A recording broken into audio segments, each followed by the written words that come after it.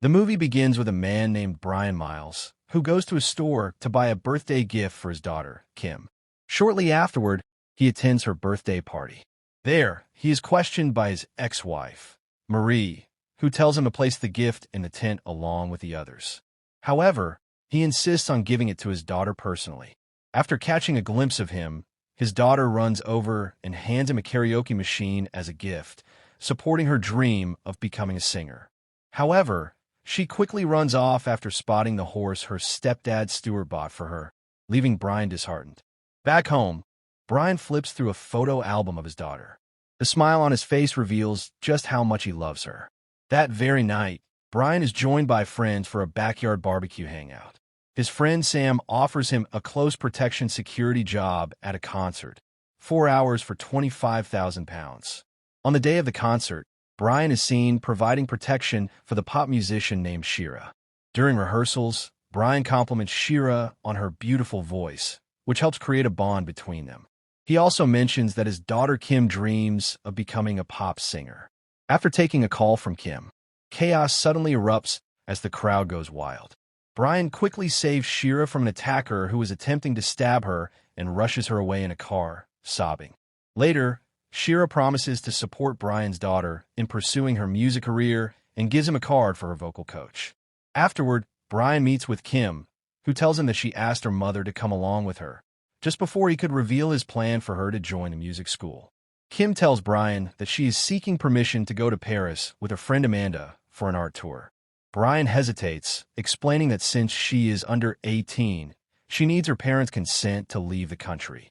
He refuses to sign the papers, expressing that he's not comfortable with the idea and that she doesn't know anyone there.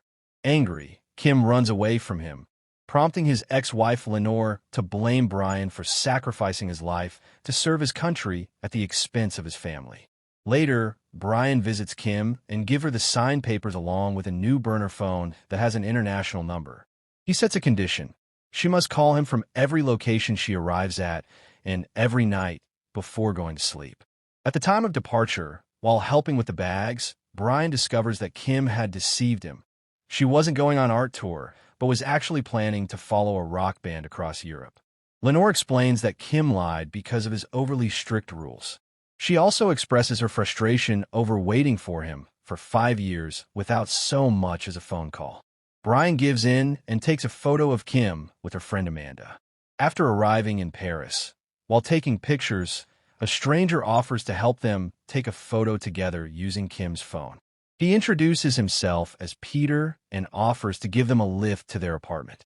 Peter then asks if they'd be interested in joining a party that night and offers to pick them up at 9. Before leaving, Peter makes a call to his boss and gives him a description of the 2 American girls. Kim then asks Amanda about the cousins they were supposed to stay with, and Amanda replies that they are vacationing in Spain. Back in the U.S., Brian grows uneasy and tries calling Kim. When she doesn't answer, he calls Lenore to ask if she's heard from her. Lenore reminds him that Kim is 17 and just needs some space. Later, Kim sees the missed call and calls him back. She steps into a quiet room across the hall and explains that she hadn't figured out the room's extension number yet.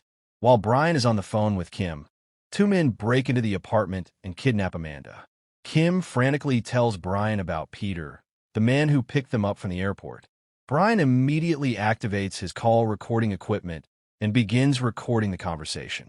He quickly instructs Kim to go into the next bedroom and hide under the bed. Brian tells Kim that she's about to be taken, but instructs her to keep the phone on, leave it recording under the bed, and shout out as much description of the kidnappers as she can. One of the kidnappers then pulls Kim out from under the bed as Brian hears her screaming in agony before the phone is picked up by the kidnapper. Brian tells the man on the phone that he doesn't have money for a ransom, but he does possess a very particular set of skills he has acquired over a long career. He warns the man to let Kim go, or he will find him and kill him. The man simply replies, "Good luck," and hangs up. Soon after, Brian calls his friend Sam and asks him to download a file he has just sent. Brian then visits Lenore's husband, Stuart, and asks if he has any shady dealings or enemies overseas, but Stuart denies it.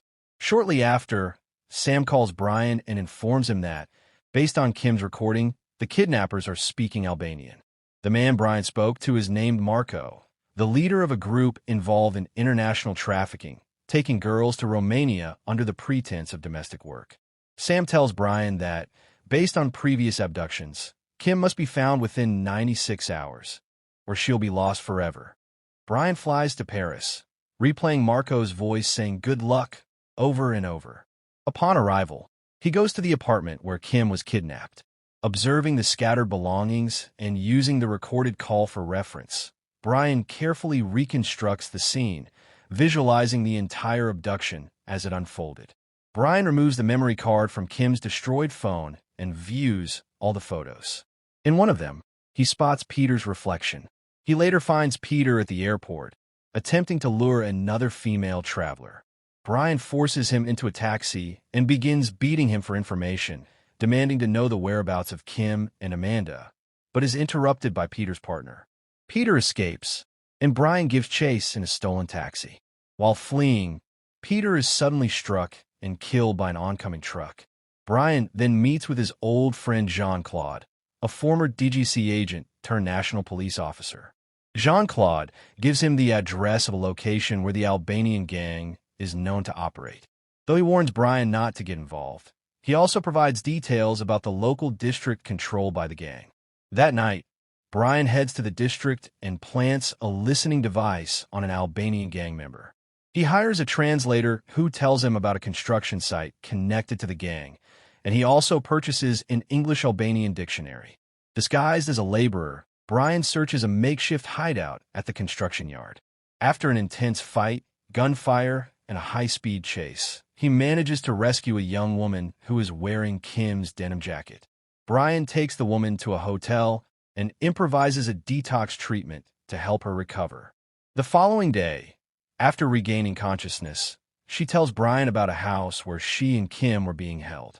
Posing as Jean-Claude, Brian enters the trafficker's safe house under the pretense of renegotiating the cost of police protection. While speaking with them, he carefully listens and takes note of each of their voices. To confirm his suspicion, Brian tricks one of the men into reading an article, prompting him to say good luck, the exact words spoken during Kim's abduction.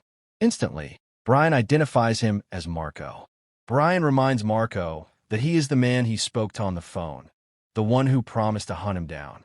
The confrontation quickly erupts into a violent fight, and Brian manages to eliminate many of the kidnappers.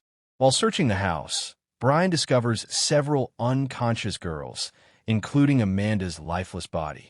Brian tortures Marco using electricity and leaves him to die from continuous electrocution. Before dying, Marco confesses that girls like Kim are quickly sold on the out market and identifies the buyer as a crime syndicate leader named Patrice St. Clair. Brian confronts Jean-Claude and, in a drastic move, shoots his wife in the arm to force him into revealing St. Clair's location and admitting his own corruption. After getting the information he needs, Brian knocks him out. He then infiltrates a secret auction being held beneath St. Clair's mansion, where Kim is the final girl up for sale.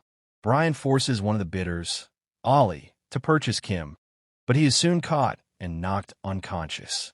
After learning Brian's true identity, St. Clair orders his henchmen to kill him. However, Brian breaks free and eliminates all of them. Before dying from his injuries, a mortally wounded St. Clair reveals that Kim has been taken to a yacht owned by a sheik named Rahman. Brian then kills him. Brian pursues the yacht, making a hard landing aboard, and takes down the bodyguards, ultimately defeating Ollie in a brutal one-on-one fight. He then finds Rahman holding Kim at knife point. When Rahman tries to negotiate, Brian shoots him on the spot, rescuing Kim. Back in the U.S., Kim is welcomed home by her stepfather, Stuart, and her mother, Lenore. Later, Brian surprises Kim by taking her to meet Shira, her role model and favorite pop singer. Thanks for watching.